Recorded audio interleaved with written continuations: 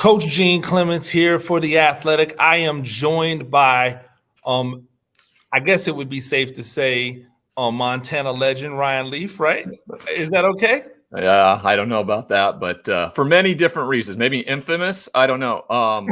But yeah, I was born and raised in Montana, and got to see firsthand this Montana Grizzlies team, dominate the FCS for some time and get back to a national championship game this year is pretty special.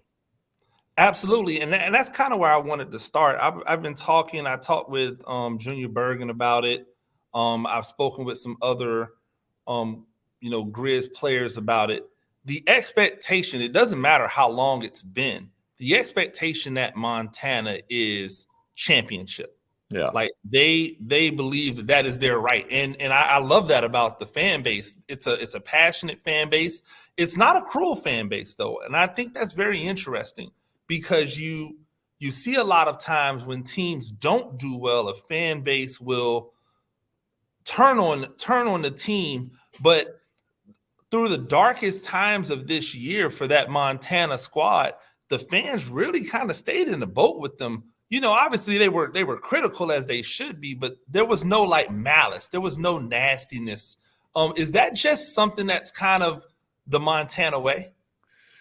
I think that they're just beloved. Montana doesn't have a professional football team. They don't have a professional football team within, like 3 states. So you have to pick and choose. I mean, a ton of the University of Montana fan base has no ties to the university other than being a fan, and didn't go there, didn't graduate there. It's their professional team, and they've built a fan base in a stadium that is second to none. And Saturdays in Missoula are special, and it's a big reason why I think they're in the national championship right now. Those 2 overtime wins in Washington Grizzly Stadium was really great. And to your point, I look at the Grizz kind of like the Pittsburgh Steelers. They're used to winning championships in their eyes. It may have been a long time since they've won it last, but they are used to winning championships in their eyes, and that's what they expect every year. And the fan base, no matter how much you struggle, they're going to be all in and back that team to the hilt. So you're expecting, as I am, a really like big Montana contingent down in Frisco. I am. A couple of my buddies are a little upset that I get to call the game because they don't get to come. And so I said, I'll be there in spirit for you. Yeah, there's going to be a large contingent of Montana fans. They travel well.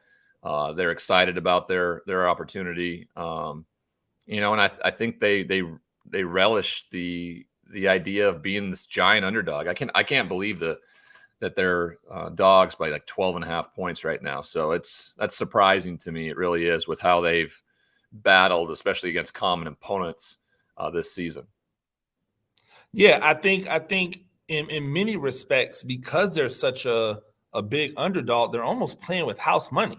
Like nobody's really saying that, hey, we're going to pick Montana to win outside of Montana. So whatever happens, it's almost gravy. If they win, then it's one of the biggest upsets ever, right? Yeah. If they lose, then people say, well, you were supposed to lose anyway. It's okay. So I think it's a great situation for them to be in and not have to worry about playing with that level of pressure. Yeah, I mean they're not dealing with an undefeated season. No one's expecting them to win. I think Bobby Houck will do a tremendous amount with that information, with that substance behind what it's been over the last few weeks, and this team's going to be ready to play. They're going to have a chip on their shoulder. They play great defense. They've improved offensively. You talked to Junior Bergen, he's a local Montana product, comes out of Billings Senior there in Billings, and he's been special. He's been really special for this team. So, yeah, they got the players to get it done. Don't get me wrong, they do.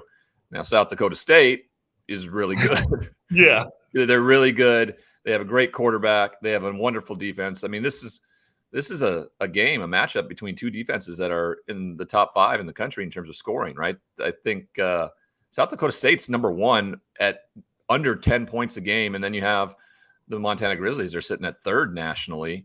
with around 16 points a game. So I don't expect a necessarily high scoring football game. It's going to be about who turns the football over, who can make the mistake, make another team make a mistake and then capitalize on that. That's the game I would expect Bobby Hauck wants to play. And it wouldn't surprise me at all if that's the way it played out. It's interesting you said that, because I've been saying these past couple of weeks, since we've known who was in the championship, the path to a championship for Montana goes through defense and special teams. Can they? I think, and I talked about this with Junior Bergen, because he's such a weapon as a returner. I can't see South Dakota State kicking him the ball. But when you try to like purposely not kick the ball to a kick returner, there's some special teams flubs that come into play, and it could lead to, some bad outcomes. I don't see Montana winning a shootout. I don't think that's their path to a victory. Can this defense stop that rushing attack with such a powerful offensive line up front, and not just Isaiah Davis as your starting running back, but the depth that they have at running back for South Dakota State? Yeah, you said the depth is there. They each, you got a guy with over 1,000, guy with almost 800, and another with almost 400 rushing yards this year. So, yeah, it's a three-headed monster when they rush the football. And then you have Gronowski, who's incredible, Walter Payton finalist, and they just don't make the big mistake. And then the defense is so good that they get the ball back to them. And the only thing I would be worried about if I was South Dakota State in terms of whether or not, you kick to Bergen or not, there's an ego to it, like he's not going to be the difference maker. But coaches are smart. Coaches understand what maybe their limitations are. But when you're at 14-0 and you're looking around at everybody else, thinking, hey, we're the best team out there. You may just do what you've felt like you've done all year long, and that's been kick it out of the end zone. If you don't, you cover well and get the guy on the ground. But Junior Bergen's a different cat when it comes to his return game, and that's exactly how Montana finds a way to win. They do it with special teams, they do it with defense, and they do it with turnovers. And then the offense doesn't make mistakes, and it's just ground pound, utilize McDowell in the running game, as well as living with the fact that he's not going to throw for 300 yards in a game, and that's not going to be the game you're going to win with McDowell at quarterback. Yeah, I think for McDowell, the interesting part is he's not going to throw the ball all over the yard, but he has the ability to make like really clutch, timely throws, and that's going to be important versus a defense that will, in my opinion, will not respect the passing game to the level that they might if they were playing some other team. I do want to talk about this because you're calling the game, and I've had my first opportunity to call college football games this year in the MEAC. What led you to know that was something that you were really interested in? Well, when I was in college, I was a broadcast major. I just took a bit of a detour.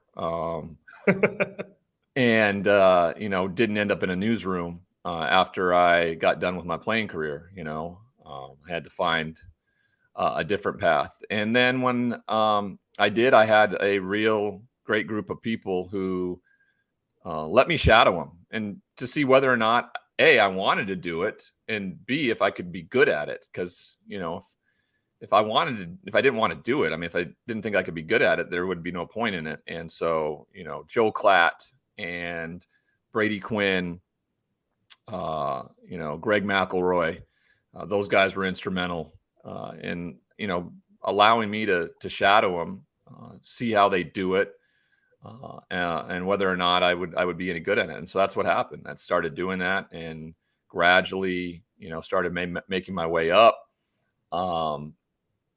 But I put the work in. There are plenty of people who are even in this industry that, with the rise of social media, kind of are this hot take and just kind of don't put the work in, but have a huge following, and you get found out at some point. You just do. It weeds you out if you don't put in the the work to be a broadcaster. It just is. And I guarantee you the people that produce and the people that put you on the air, they're certainly not going to employ a 7-time convicted felon and a drug addict if he isn't any good at the broadcasting thing. Like, they're just like, yeah, man, let's just give this guy a chance. No, like, I have to be over the top good and prepare and understand. It has to be, 10x over anybody else because of the baggage that I bring to it that I caused. And so that's a big part of it for me. Just work my tail off. And I was lucky enough to get this opportunity. I was assigned this game in August. So you have no idea who's going to be in the game. I mean, you have an idea. I'm a huge Montana State fan growing up in Montana. So this is ironic, of course, that the University of Montana and the Grizz are in it. Grizz fans are not incredibly pleased that I'm calling. No, not at all. Not at all. There's been a lot of, oh my gosh, I can't believe he is. But I think it still should be noticed, like a Montana son getting an opportunity to call this game on a national platform. Is that something that you take pride in, regardless of the Montana State, like, kind of affiliation or what you may have grown up rooting for? Yeah, I mean, this is a national championship game. This is an incredible resume on a broadcasting resume. It just is. I mean, to have the opportunity to call a national championship, are you kidding me? That's you jump at that opportunity. And when I was offered it in August, I was excited. I was excited for the opportunity. And I think it's hilarious that it bothers Grizz fans. I've had a little fun with them over the last couple of weeks. I don't take myself very seriously when it comes to social media. It is what it is. But they're not very happy about it. And like I prefaced earlier, I'm really good at my job. And so, I'm not going to be some sort of homer or disappointed about the fact that I would love the fact that the Grizzlies would win a national championship. I love Bobby Houck. I think he's a great coach. He's been instrumental in helping me along through the years. And so I would love that. But, Grizz fans, you take yourselves way too seriously, and you need to lighten up a little bit because this life has to be a little bit of fun. And you're going to have a heart attack by the time you're 30.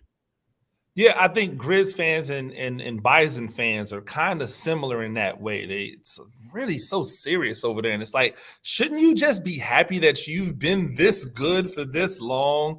Like, people are never truly satisfied. And until you have, I think, a different perspective. And, maybe Montana just hasn't been to the bottom enough, right? Maybe that's the point you and I talked about. They're known for winning championships. They're known for being the best. They're known for all that stuff. Maybe they just haven't been humbled enough and kind of thrown in the gutter like myself that you just don't take it so seriously. You're really grateful for the opportunity and you're going to make the most of it and have a blast with it. And so that's what I'm going to do. I'm going to call the hell out of the game with Ted Emmerich and Taylor Davis. I'm going to enjoy it. And if you wish to consume it on the ABC ESPN front, you have a great broadcasting crew. I've worked really closely with Roy Philpott, Roddy Jones, and Taylor McGregor. They are exceptional at what they do.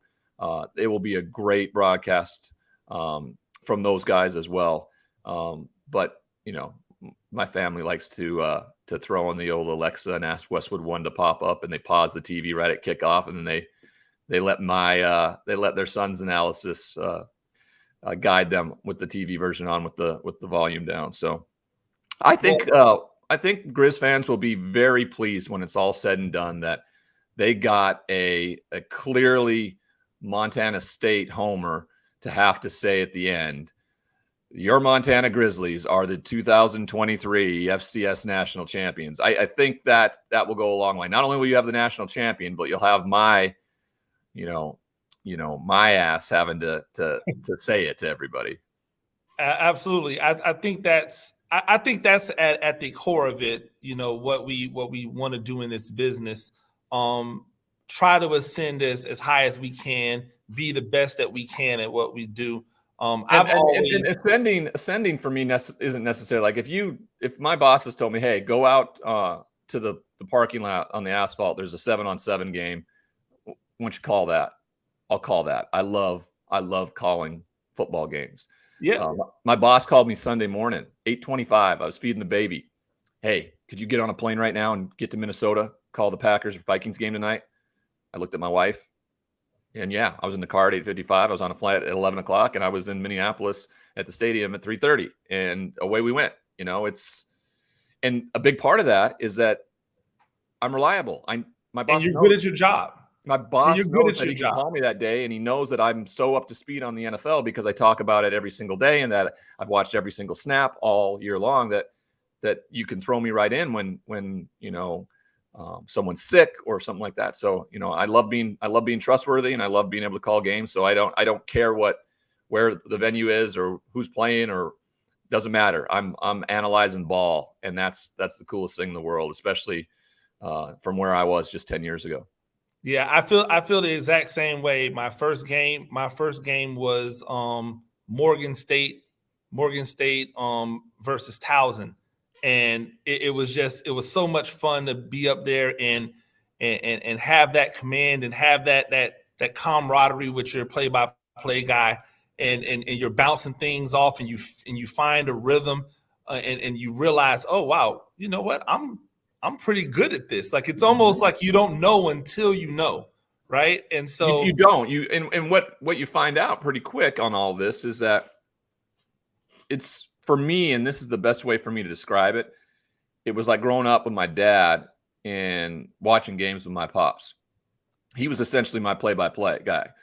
He would kind of tell me what was, where we were at, what was going on, and then I would analyze it. And so when I approach games like that, when it's funny, there's some really up and coming young play-by-play guys I've done some work with, but when I look to the right or left and whoever I'm calling the game with, I see my dad a lot of the times, and that's really cool. And that's how I consume football and how I have a blast with it, for sure.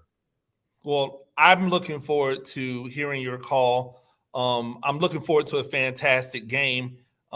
Congratulations to you on everything that you've been able to do, on how you've handled, everything that's come your way in your life. I think it's very admirable to see somebody go through the things that you've gone through, self-inflicted or otherwise, and come out on the other side as someone who not only understands things and maybe has a little bit more, compassion for people and things, but also can have a little fun with it, and have that levity. It's life, man. It's, it is what it is. There's only the controllables anymore, right? The only things I can control are my effort, my behavior, and my attitude, period. Can't control what other people think, feel, say, anything. I just do me, and I have fun doing it because I know the alternative. I know where I was, and so that's perspective. And so I appreciate that. I'm really grateful for the opportunity to be on your show today, and grateful for the opportunity to call the national championship this week in Texas. Excited for that. Absolutely. Well, have a good one. Have a great call, and we'll hopefully talk to you down the line. All right. Good to talk to you. Thank you.